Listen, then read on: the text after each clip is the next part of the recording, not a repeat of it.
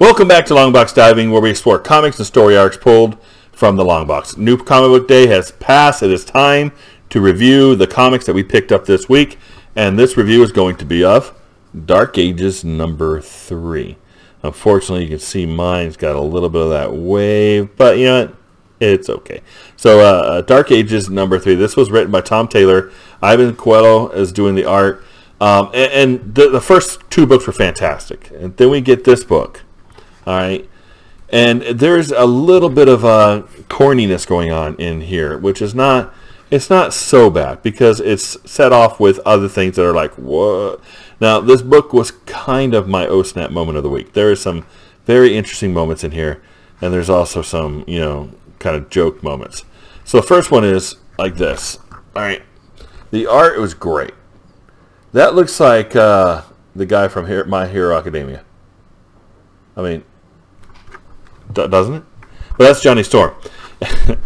And apparently Johnny Storm can basically heat a teapot now. His powers are waning for some reason.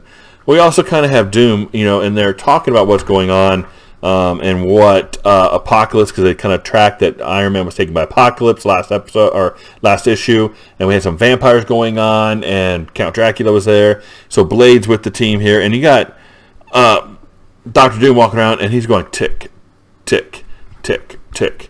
Like, you know, he goes, somebody's like, could you stop ticking? He goes, we have spent years avoiding conflict with Apocalypse and his forces. We can't rush into it now. And you know, it's like that. So they sent basically Petro, because he's the speedster, right? Hey, go over there to Apocalypse Camp, figure out what's going on. Stupid move. But here we go. I mean, look at this pit. That's some great stuff there. And so what you see is Magneto's up in that tower, and then you get you know, Petro trying to save him, and he gets like shocked. And so that was Octavius, and then you also see that the Purple Man is there. Now, if you know Jessica Jones, you know who the Purple Man is. And then we get, I mean, look at this. This is some cool stuff. Look at that. You got Spider-Man shooting the webs. So we had some great art in here. The story is going along. We have the oh snap moment of the week. Now, this is a spoiler. If you haven't read this yet, click off. Don't look at this because I am going to spoil this.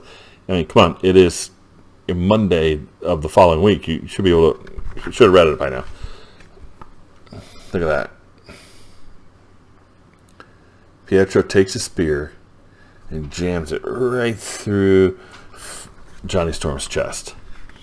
And Sue Storm, you know, she grabs him, and she's like sitting there in the ashes. I mean, that's crazy. All right, so they figure out, you know, they bring Pietro back. They get him out from the influence of the Purple Man, and he kind of explains who's there. That, you know, that Reed's there working with Apocalypse, that Magneto is his electrical supply, and they have power, and they are about to take over the world. So far this book has been really fantastic. The cover, I would definitely get a 3.5. That was great. The art in here is definite 3.5, and the story is right at a 3.5. So this is a good solid 3.5 book.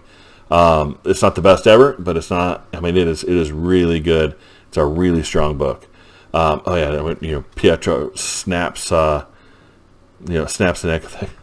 He is just like, it is like crazy. It is good stuff. So, if you like an alternate dark tale of the Marvel Universe, Tom Taylor does a pretty good dark tales. He does the vampire stuff he did over in DC.